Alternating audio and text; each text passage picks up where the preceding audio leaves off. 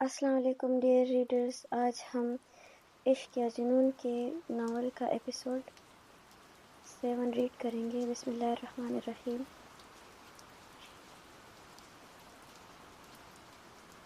Library کے اندر ہمیشہ کی طرح ایک عجیب سا سکون تھا۔ کتابوں کی خوشبو، صفحات پلٹنے کی ہلکی آوازیں اور مستقبل بنانے میں مصروف طلباء۔ ایک بڑی شیشے کی کھڑکی کے قریب ایک ٹیبل پر ارمان ملک بیٹھا تھا۔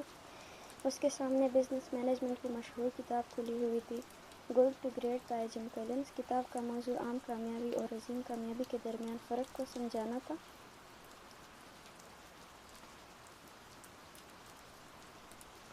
جم کولنز کے مطابق بڑی کمپنیاں صرف پیسے، مارکیٹ یا طاقت سے نہیں بنتی، بلکہ مضبوط قیادت، صحیح فیصلوں، اصول اور ایک ایسی سوچ سے بنتی ہے جو وقتی فائدے کے بجائے لمبے عرصے کی کامیابی کو دیکھتی ہے۔ ارمان ہر لائن کو پوری توجہ سے پڑھ رہا تھا۔ اس کے لیے یہ صرف ایک کتاب نہیں، یہ اس کی سوچ کا حصہ تھی جس کے ساتھ وہ اپنی زندگی گزار رہا تھا۔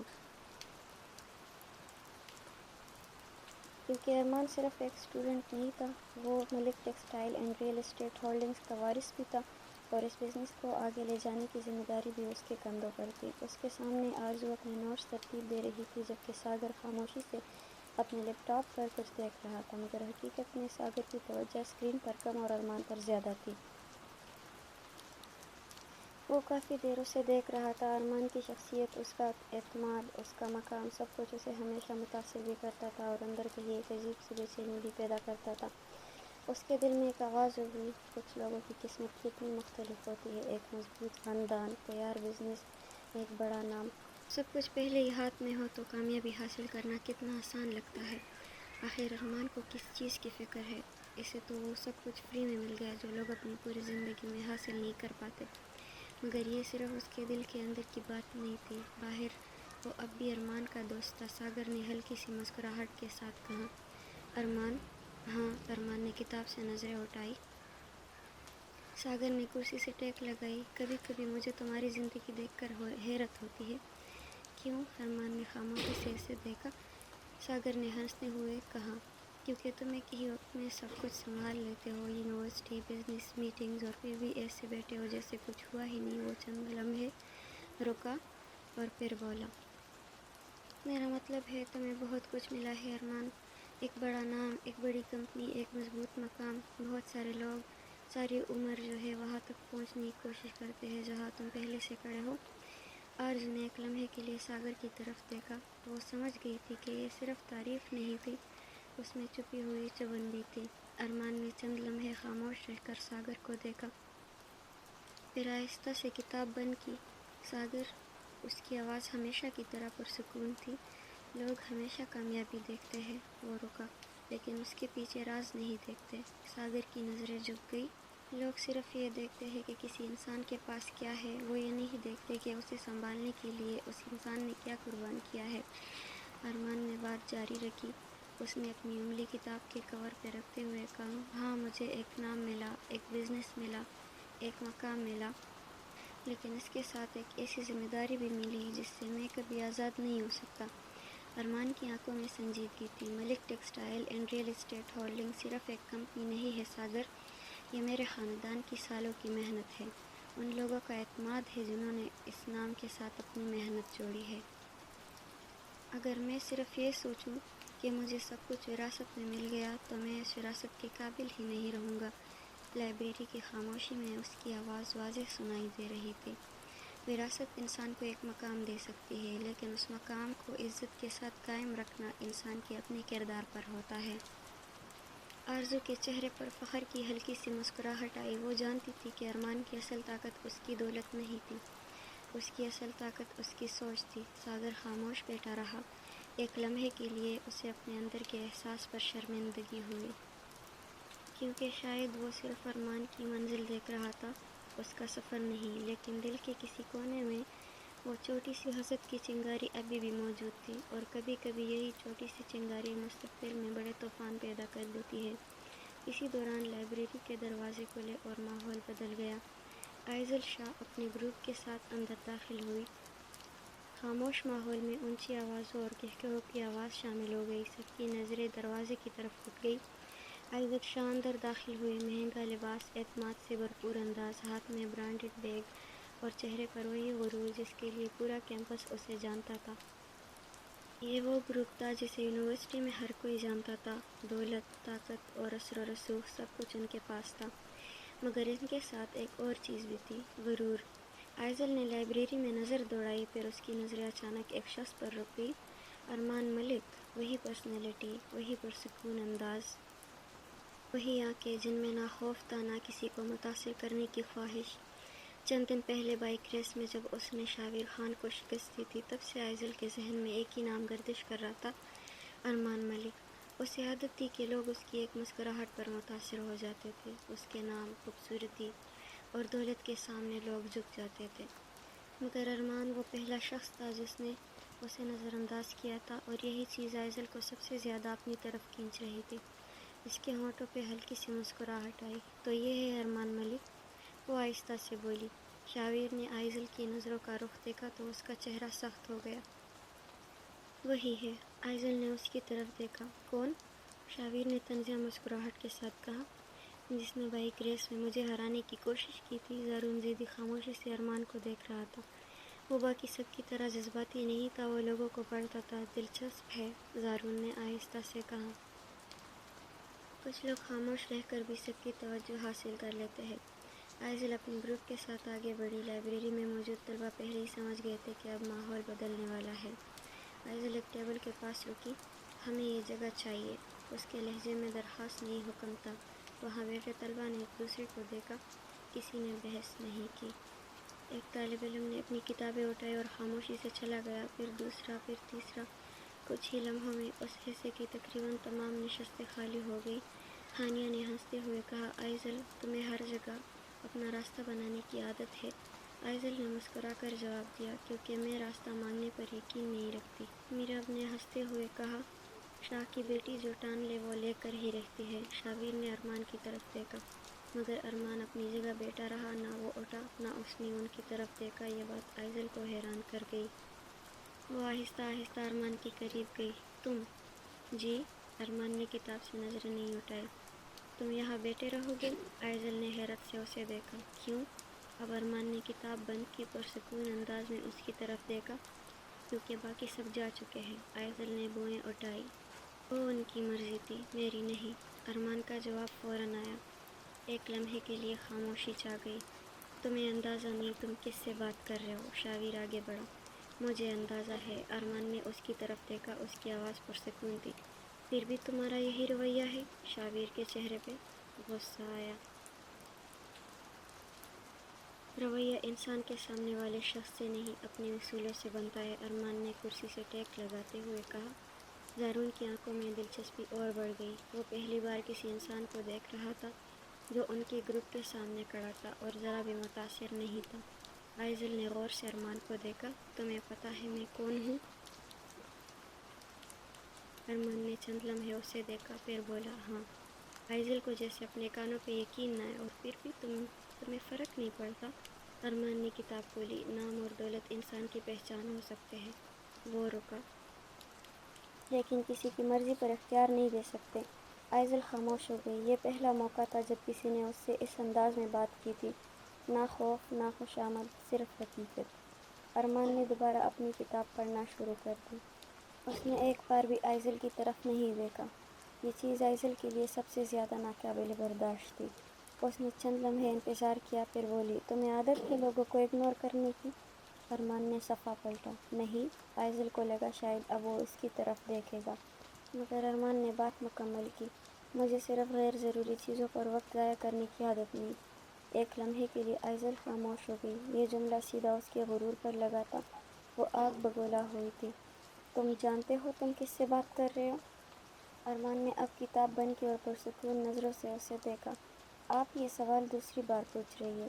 آئزل کے چہرے پہ ہلکی سی جھنجھلاہٹ آئی۔ اور تم نے ابھی تک صحیح جواب نہیں دیا۔ ارمان کرسی سے ٹیک لگا کر بیٹھ گیا۔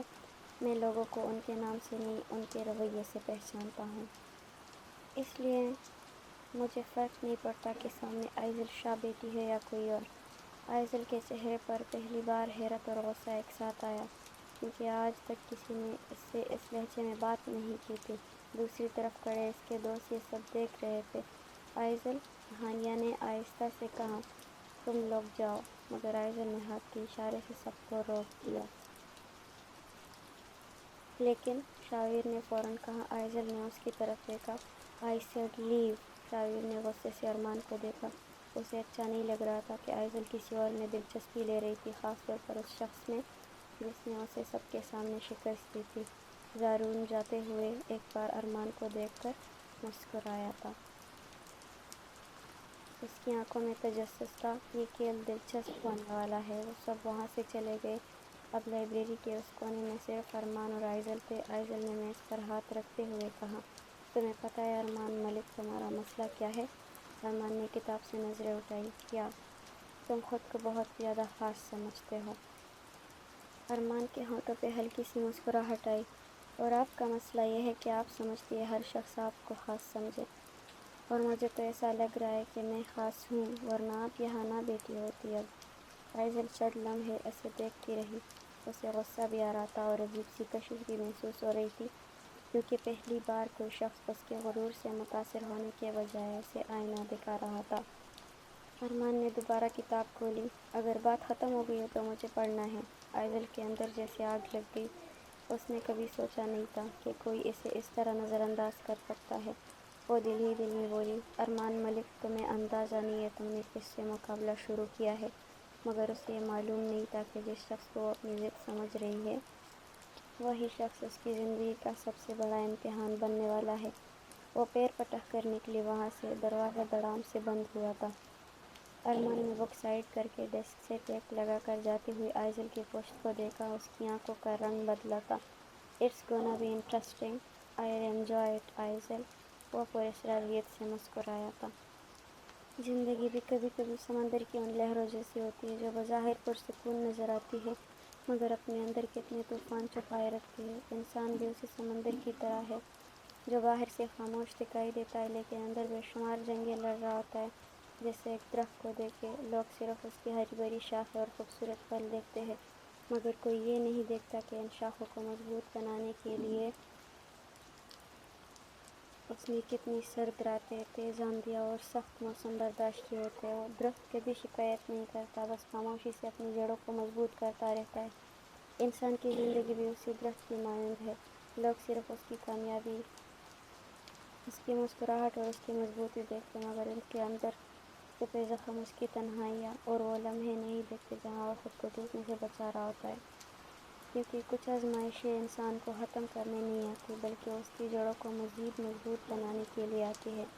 जैसे तूफ़ान के बाद वही दरख्त ज़्यादा मजबूत खड़ा रहता है जिसकी जड़ें ज़मीन में गहरी होती है। भीगी हुई सड़कें, ठंडी हवा और आसमान पर छाए हल्के बादल गुज़श्ता रात की शिद्दत की याद दिला रहे थे। आरज़ू के अपार्टमेंट में खामोशी थी। ये वो जगह थी जहाँ वो अपने वालिदैन से दूर अपनी ज़िंदगी गुजार रही थी। उसके वालिदैन कई सालों से पेरिस में मुकीम थे, जबकि आरज़ू इस्लामाबाद में रहती थी। कमरे के अंदर सनम बेड पर लेटी हुई थी। बुखार की हल्की तपिश अब भी उसके वजूद में बाकी थी। रात की बारिश, मुसलसल सफ़र, खौफ और ज़हनी दबाव ने उसे थका दिया था। वो वही सनम हयात थी जो अपनी शोखी, हंसी और मजबूत मिजाज के लिए जानी जाती थी, मगर कुछ वाक़यात इंसान के अंदर एक खामोश तूफ़ान छोड़ जाते हैं। उस वक्त सनम भी इसी तूफ़ान से गुज़र रही थी। आरज़ू दवा और सूप लेकर कमरे में दाखिल हुई। सनम, उठो, कुछ खा लो, दवा लेनी है। सनम ने आहिस्ता से आंखें खोली और चंद लम्हे खामोशी से छत को देखती रही। फिर अचानक गुज़िश्ता रात के मनाजिर उसके जहन में ताज़ा हो गए। असद का वो खौफ, फुरकान की परेशान आवाज़ और फिर एक्सीडेंट। सनम ने गहरा सांस लिया। आरज़ू, कभी कभी लगता है ज़िंदगी एक लम्हे में बदल जाती है। कल तक सब कुछ ठीक था और फिर अचानक। आरज़ू उसके करीब बैठ गई। सनम, जो कुछ हुआ उसे भी बार बार याद करके ख़ुद को तकलीफ़ मत दो। सबसे ज़रूरी बात यह है कि तुम अब महफूज हो। सनम ने नज़रें झुका ली। मैं नहीं चाहती कि मेरी वजह से किसी और को परेशानी हो। आरज़ू ने फ़ौरन उसका हाथ थाम लिया। तुम किसी के लिए बोझ नहीं हो सनम। कुछ लोग ज़िंदगी में इसलिए आते हैं कि वो हमें सहारा दे सके। सनम खामोश हो गई। चंद लम्हों बाद आरज़ू ने माहौल बदलने के लिए मुस्कुराते हुए कहा, अच्छा एक बात बताऊं? सनम ने कमज़ोर सी नज़र उठाई। क्या? कल रात आयशा की बर्थडे पार्टी थी। सनम ने हैरत से उसे देखा। अच्छा, आयशा कौन? आरज़ू मुस्कुरा दी। میری انہی کی دوست ہے، بلکہ ہم 4 بیسٹیز ہیں۔ ویسے پارٹی اتنی اچھی نہیں رہی جتنی عائشہ نے سوچا تھا۔ صنم نے سوالیہ نظروں سے اسے دیکھا۔ کیوں، کیا ہوا تھا؟ آرزو نے فوراً بات بدل لی۔ کچھ خاص نہیں، چھوڑو، تم ابھی ان باتوں کی فکر نہ کرو۔ ویسے سنو، کل رات ہم عائشہ کی برتھ ڈے دوبارہ منائیں گے، اور اچھی بات یہ ہے کہ تم بھی جاؤ گی میرے ساتھ، اس نے مسکراتے ہوئے کہا۔ نہیں آرزو، میرا موڈ نہیں ہے، میں کہیں نہیں جانا چاہتی، صنم نے فوراً انکار کیا۔ آرزو نے آنکھیں گھما کر اسے دیکھا۔ بس اب تم کچھ نہیں کہو گی؟ کیا مطلب؟ صنم نے حیرانی سے اسے دیکھا۔ مطلب یہ کہ تم میری بات مانو گی، آرزو نے مسکرا کر کہا۔ میں تمہیں اپنی دوستوں سے بھی ملواؤں گی، تم دیکھنا تمہارا موڈ خود بخود بہتر ہو جائے گا۔ لیکن آرزو، صنم نے آہستہ سے کہا۔ کوئی لیکن ویکن نہیں، آرزو نے اس کی بات کاٹی۔ اتنے دنوں سے تم پریشانیوں میں گھری ہوئی ہو، اب تھوڑا مسکرانا بھی سیکھو۔ صنم کے ہونٹوں پر پہلی بار ہلکی سی مسکراہٹ آئی۔ تم کبھی نہیں بدلو گی، آرزو ہنسی۔ اور تم بھی نہیں، بس ابھی تمہارا وہ پرانی والی صنم تھوڑی ناراض بیٹی ہے، اسے واپس لانا ہے۔ کمرے میں پہلی بار ایک نرم سی خوشگوار فضا پیدا ہوئی تھی۔ شاہ ولا کی وسیع و عریض حویلی پر آج بھی 3 ماہ پہلے کی منحوس رات کا سایہ سایہ ہوا تھا۔ کبھی اس حویلی میں خوشیوں کی رونق ہوا کرتی تھی، مگر اب ہر راہداری، ہر کونا اور ہر دیوار جیسے سوگ میں ڈوبی ہوئی تھی۔ رضا حیات بستر سے ٹیک لگائے نیم دراز بیٹھے تھے۔ 3 ماہ کی بیماری نے ان کے مضبوط جسم کو کمزور کر دیا تھا، مگر دل میں جمی تلخی اور زخم ہر وقت کے ساتھ مزید گہرے ہوتے جا رہے تھے۔ دلاویز بیگم خاموشی سے ان کے قریب آ کر بیٹھ گئی۔ کچھ لمحے وہ اپنے شوہر کے زرد پڑتے چہرے کو دیکھتی رہی، پھر دھیرے سے بولی۔ آپ کو اب اس بارے میں دوبارہ سوچنا چاہیے۔ آخر 3 مہینے گزر چکے ہیں، ہماری بچی ایسی حرکت کبھی نہیں کر سکتی۔ میرا دل آج بھی یہی کہتا ہے کہ صنم بے قصور ہے۔ یہ الفاظ سنتے ہی رضا حیات کی پلکیں لرز اٹھی۔ ان کی نگاہوں کے سامنے ایک ہی لمحے میں وہ تمام مناظر پھر سے زندہ ہو گئے۔ اسد کے کمرے میں صنم کا پایا جانا، وہ نازیبا تصویریں، پورے جرگے کے سامنے جھکا ہوا ان کا سر، گاؤں والوں کی نفرت بھری نظریں، اور وہ فیصلہ جس کے تحت صبح ہوتے ہی صنم کا نکاح اسد سے کر دیا جانا تھا، تاکہ خاندان پر لگنے والے بدنامی کا داغ کسی طرح چھپ جائے۔ لیکن اس صبح سے پہلے ہی صنم رات کی تاریکی میں کہیں گم ہو چکی تھی۔ وہ یادیں آج بھی ان کے سینے میں خنجر کی طرح اترتی تھی۔ انہوں نے نم ہوتی آنکھیں بند کی، مگر اگلے ہی لمحے لہجہ پھر سے سخت ہو گیا۔ وہ میری بیٹی نہیں ہو سکتی۔ جس لڑکی نے پورے جرگے اور پورے گاؤں کے سامنے اپنے باپ کا سر جھکا دیا، وہ میرے لیے اسی دن ہی مر گئی تھی۔ اب وہ زندہ ہے یا مر چکی ہے، مجھے کوئی فرق نہیں پڑتا۔ الفاظ اگرچہ پتھر تھے، مگر آواز کی لرزش اس بات کی گواہی دے رہی تھی کہ ایک باپ اپنے ہی دل سے جنگ ہار رہا تھا۔ دلاویز بیگم کی آنکھوں سے آنسو بہہ نکلے۔ خدا کے لیے ایسا نہ کہے، وہ ہماری اولاد ہے۔ ایک ماں کا دل کبھی اپنی اولاد کے بارے میں غلط گواہی نہیں دیتا۔ مجھے یقین ہے میری بیٹی بے قصور ہے۔ اسی لمحے فرقان خاموشی سے کمرے میں داخل ہوا۔ اس نے ایک نظر اپنے والد کی کمزور حالت پر ڈالی، پھر ان کے قریب بیٹھ گیا۔ بابا پلیز، اب آپ آرام کر لیں، ڈاکٹر نے بھی کہا ہے کہ زیادہ سوچنا آپ کی طبیعت کے لیے ٹھیک نہیں ہے۔ رضا حیات نے کوئی جواب نہیں دیا۔ وہ خاموشی سے کھڑکی کی طرف دیکھتے رہے، جیسے ان کی نظریں کسی ایسے شخص کو ڈھونڈ رہی ہو جسے وہ اپنی زبان سے ہمیشہ کے لیے کھو چکے تھے۔ فرقان بھی خاموش ہو گیا۔ وہ چاہتا تھا کہ سب کچھ بتا دے، چیخ چیخ کر کہے کہ صنم بے قصور ہے، مگر اس کے پاس کوئی ثبوت نہیں تھا، اور ثبوت کے بغیر سچ بھی اکثر جھوٹ محسوس ہوتا ہے۔ اس نے بے اختیار اپنی مٹھیاں بھینچ لیں۔ اب کوئی معجزہ ہی بابا کے دل سے صنم کے لیے نفرت ختم کر سکتا ہے، اور شاید کوئی معجزہ ہی اس جھوٹے داغ کو مٹا سکتا ہے جو 3 ماہ پہلے اس کی بہن کے دامن پر لگایا گیا تھا، فرقان نے دل میں کہا تھا۔ آرزو اپنے اپارٹمنٹ میں مصروف تھی، کبھی میز پر رکھی چیزیں ترتیب دیتی تھی، کبھی کچن میں جا کر کچھ کام کرتی۔ رات کے طوفان کے بعد آج پہلی بار گھر میں کچھ سکون محسوس ہو رہا تھا۔ وہ ابھی کپ رکھ کر بیٹھی تھی کہ اچانک دروازے کی گھنٹی بجی۔ آرزو نے حیرت سے گھڑی کی طرف دیکھا۔ کون ہو سکتا ہے؟ وہ دروازے کی طرف بڑھی، اور جیسے ہی دروازہ کھولا، سامنے عائشہ اور ساگر کھڑے تھے۔ آرزو کے چہرے پر فوراً مسکراہٹ آ گئی۔ ہاں، آ گئی تم لوگوں کو میری یاد؟ عائشہ نے فوراً شرارتی انداز میں جواب دیا۔ ہاں، یاد آ گئی، چھوڑو تمہاری شکایتیں، ساگر نے مسکراتے ہوئے بات آگے بڑھائی۔ واقعی کل رات سے محترمہ ایسے غائب تھی جیسے کوئی خفیہ مشن پر گئی ہو، نہ کوئی خبر نہ کوئی فون۔ آرزو نے دونوں کو اندر آنے کا اشارہ کیا۔ اچھا بابا، اب آ گئے ہو تو اندر آؤ، ویسے بھی تم دونوں کو صفائی کا موقع چاہیے تھا نا؟ عائشہ ہنس پڑی۔ ہاں، تمہیں دیکھ کر لگ رہا ہے آج بھی تم نے گھر کو اپنی فوج کی طرح سنبھال رکھا ہے۔ تینوں ہنستے ہوئے اندر آ گئے۔ کچھ دیر بعد عائشہ نے یاد کرتے ہوئے کہا، اچھا سنو، میں تمہیں لینے بھی آئی ہوں۔ آرزو نے سوالیہ نظروں سے دیکھا۔ کہاں؟ عائشہ نے مسکرا کر کہا، آج رات میری برتھ ڈے پارٹی ہے، ارمان نے رکھی ہے، وہ اب ازالہ کر رہے کل رات کا۔ باقی سب تو تمہیں بتا دیا تھا نا۔ یہ لو کارڈ۔ آرزو مسکرا دی۔ ہاں یار، آئی نو، آ جاؤں گی، ساگر نے فوراً شرارت سے کہا، جیسے ہم پر احسان کرو گی۔ ارے ہاں تو میرے بنا تھوڑی پارٹی ہو سکتی ہے۔ وہ تینوں ہنس دیے۔ باتوں باتوں میں عائشہ کی نظر کمرے کے ایک کونے پہ پڑی۔ وہاں ایک سیاہ شال اور بیگ رکھی ہوئی تھی، ساتھ ایک جوڑا جوتوں کا بھی رکھا تھا۔ عائشہ نے حیرت سے آرزو کو دیکھا۔ آرزو، تمہارے ساتھ کوئی اور بھی رہ رہا ہے؟ آرزو نے ایک لمحے کو اس کی طرف دیکھا، پھر نرمی سے بولی، ہاں، میری ایک دوست ہے، وہ کچھ دنوں کے لیے میرے پاس آئی ہے۔ عائشہ کے چہرے پر فکر آ گئی۔ کیا ہوا اسے؟ آرزو نے آہستہ سے بتایا، رات کو اس کا ایک حادثہ ہو گیا تھا، اس لیے طبیعت کچھ خراب ہے، ابھی آرام کر رہی ہے۔ ساگر بھی خاموش ہو گیا۔ عائشہ نے افسوس سے کہا، اوہ، اب کیسی ہے؟ اب پہلے سے بہتر ہے۔ آرزو نے سیڑھیوں کی طرف دیکھا۔ میں اسے آواز دیتی ہوں، اگر طبیعت ٹھیک ہوئی تو آ جائے گی، تم لوگوں سے مل بھی لے گی۔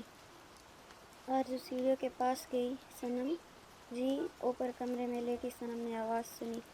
اگر طبیعت تھوڑی بہتر ہے تو نیچے آ جاؤ، میرے دوست آئے ہیں۔ چند لمحے خاموش رہی، پھر صنم کی دھیمی آواز آئی، جی ٹھیک ہے، آتی ہوں۔ کچھ دیر بعد سیڑھیوں پر قدموں کی آواز آئی۔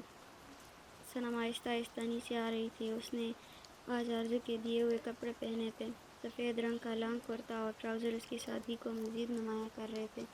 اس کے لمبے بال خوبصورتی سے جوڑے میں بندھے ہوئے تھے، مگر چند آوارہ لٹیں اس کے چہرے کے گرد بکھری ہوئی تھی۔ سفید لباس میں وہ کسی خاموش صبح کی طرح لگ رہی تھی، مگر اس خوبصورتی کے ساتھ اس کے چہرے پر ایک ہلکی سی پجمردگی بھی تھی۔ وہ صنم جو کبھی اپنی شرارت اور ہنسی سے سب کو مسکرا دیتی تھی، آج خاموش تھی۔ آنکھوں میں ایک چھپا ہوا درد تھا، جیسے وقت نے اس کی چنچل طبیعت پر کچھ لمحوں کے لیے خاموشی رکھی ہو۔ وہ اپنا دوپٹہ سنبھالتے ہوئے نیچے آئی۔ جیسے ہی عائشہ کی نظر اس پر پڑی، اس کے منہ سے بے اختیار نکلا، ماشاء اللہ۔ صنم کی خوبصورتی اور معصومیت نے اسے فوراً متاثر کیا۔ دوسری طرف ساگر کی نظریں بھی چند لمحوں کے لیے صنم پر ٹھہر گئی۔ اس لمحے جیسے وقت آہستہ چلنے لگا۔ اسے لگا جیسے ارد گرد کی آوازیں مدھم ہو گئی اور سامنے کھڑی لڑکی کی آنکھوں کی خاموشی، چہرے کی معصومیت اور انداز کی نزاکت سے اس نے ایک لمحے کے لیے اپنی طرف کھینچ لیا تھا۔ وہ پہلی نظر کا احساس تھا جسے الفاظ میں بیان کرنا آسان نہیں تھا۔ آرزو نے مسکرا کر تعارف کروایا، صنم، یہ ہے عائشہ اور یہ ساگر۔ صنم نے ہلکی سی مسکراہٹ کے ساتھ سلام کیا، السلام علیکم۔ وعلیکم السلام، عائشہ نے محبت سے جواب دیا۔ ساگر نے بھی مسکراتے ہوئے کہا، امید ہے اب آپ کی طبیعت بہتر ہوگی۔ جی، پہلے سے بہتر ہوں۔ صنم کا جواب مختصر تھا، مگر لہجہ نرم تھا۔ وہ آ کر آرزو کے پاس بیٹھ گئی۔ عائشہ نے باتوں کا سلسلہ شروع کر دیا، ویسے صنم، آپ کو معلوم ہے آرزو آپ کی بہت تعریف کرتی ہے۔ صنم نے حیرت سے آرزو کو دیکھا۔ اچھا؟ آرزو نے فوراً بات بدلنے کی کوشش کی، بس ایسے ہی کہہ رہی ہے۔ ساگر نے ہلکی سی مسکراہٹ کے ساتھ کہا، نہیں، کچھ تو خاص بات ہے، آرزو کسی کی تعریف آسانی سے نہیں کرتی۔ عائشہ نے فوراً اسے چھیڑا، تم ہر بات میں مطلب نکالنا شروع کر دیتے ہو۔ ساگر ہنس دیا، میں تو صرف حقیقت کو پہچاننے کی کوشش کر رہا ہوں۔ صنم بس ہلکی سی مسکرا دی۔ کچھ دیر تک باتیں چلتی رہی، مگر صنم زیادہ گفتگو میں شامل نہیں ہو پائی۔ وہ خاموشی سے سب کو سنتی رہی۔ چند منٹ بعد اس نے آہستہ سے آرزو کی طرف دیکھا، آرزو، مجھے تھوڑا آرام کرنا ہے۔ آرزو فوراً سمجھ گئی، ہاں صنم، تم جاؤ، آرام کرو۔ صنم نے عائشہ اور ساگر کو ہلکی سی مسکراہٹ کے واپس اوپر چلی گئی۔ جیسے ہی وہ نظروں سے اوجھل ہوئی، ساگر نے آرزو کی طرف دیکھا۔ اس کے چہرے پہ ہلکی سی مسکراہٹ تھی، مگر آنکھوں میں پہلی ملاقات کا اثر ابھی بھی باقی تھا۔ ویسے آرزو کیا؟ آرزو نے اسے دیکھا۔ ساگر نے شرارتی انداز میں کہا، یہ ہیرا تم نے اب تک کہاں چھپا رکھا تھا؟ ہمیں تو بتایا ہی نہیں تھا کہ تمہاری ایسی دوست بھی ہے۔ عائشہ فوراً ہنس پڑی، सागर, हम अपनी हरकतों से बाज नहीं आ सकते। सागर ने कंधे अचकाए। मैंने तो बस तारीफ़ की है, आयशा ने मुस्कुराते हुए कहा। हाँ, तारीफ़ के नाम पर छुरे हो जाते हो। आरजू दोनों को देखकर मुस्कुरा दी। वैसे इतना झूठ भी नहीं बोलना था, मैंने सनम के बारे में कभी बात ही नहीं की है, कमीने इंसान। आरजू ने उसे एक मुक्का जड़ा। जालिम औरत लगता है, आरजू और आयशा ने कह के हाल लगाया। कोई बात नहीं यार। अरमान मलिक का वसी और रीस फार्म हाउस इस वक्त किसी बड़े जश्न की मुहिम का मरकज़ बना हुआ था। किसी आम होटल या बैंक्वेट हॉल के रिवायती माहौल को मुस्तरद करते हुए अरमान ने आयशा की सालगिरह की ये तकरीब अपने उसी ज़ाती फार्म हाउस के कुशादा लान और हॉल में मुनक्किद करने का फ़ैसला किया था, जहाँ इनका पूरा फ्रेंड सर्कल अक्सर जमा होता था। अरमान खुद वहाँ मौजूद था और उसकी सर पुरस्कार काली आँखें एक गोशे पर लगी डेकोरेशन का बारीक बीनी से जायज़ा ले रही थी। पूरी पार्टी को अरमान की पसंद के मुताबिक एक क्लासिक और गहरी ब्लैक एंड रेड थीम में डाला जा रहा था। हॉल की छत और दीवारों पर गहरे सियाह और शौक सर्फ रंग के मखमली पर्दे लहरा रहे थे, जबकि हवा में तैरते हुए सैकड़ों चमकदार ब्लैक और रेड गुब्बारे फ़िज़ा को एक सहरंगेज़ लुक दे रहे थे। हॉल के वसत में लगी लंबी गहरे रंग की शीशे की मेज़ पर ताज़ा सुर्ख गुलाबों के दर्जनों गुलदस्ते सजाए जा रहे थे, जिनकी महक फार्म हाउस के एक गर्म केबिन में फैल रही थी। मेज़ के बिल्कुल दरमियान में एक पुरतइश 3 मंजिला ब्लैक और रेड बर्थडे केक रखा था, जिस पर आयशा का नाम सुनहरे हरूफ से चमक रहा था। अरमान अपने बाजू सीने पर बांधे हॉल के वसत में खड़ा था। उसका चेहरा सख्त और संजीदा था और वह मुसलसल वहाँ मौजूद इवेंट मैनेजर्स और मुलाजमीन को तीखी हिदायत दे रहा था। लाइट्स को मज़ीद डिम करो, मुझे ज़र्द रोशनी नहीं चाहिए, सिर्फ रेड और लाइलेक लाइट्स का फोकस मेज़ पर होना चाहिए। अरमान ने एक वर्कर की तरफ इशारा करते हुए हाकिमाना लहजे में कहा। मुलाजमीन अरमान मलिक के चेहरे के जलाल और उसकी परफेक्शन की आदत से वाकिफ़ थे, इसलिए वो सहमे हुए धीमी आवाज़ में जी सर कहते हुए अरमान की बताई हुई गाइडलाइंस के मुताबिक हर चीज़ को सेकंड्स में दुरुस्त कर रहे थे। अरमान बज़ाहिर आयशा के लिए एक यादगार सरप्राइज़ पार्टी तैयार कर रहा था, मगर उसके जहन के किसी कोने में अब भी सनम का वो अधूरा ताक़ुब चल रहा था, और वो जानता था कि यह पार्टी सिर्फ एक जश्न नहीं बल्कि जारी है। डियर रीडर्स, अगर आपको स्टोरी पसंद आई हो तो कमेंट में अपनी राय ज़रूर देना। चैनल को लाइक, शेयर और सब्सक्राइब कर देना। Thank you so much. अल्लाह हाफ़िज़।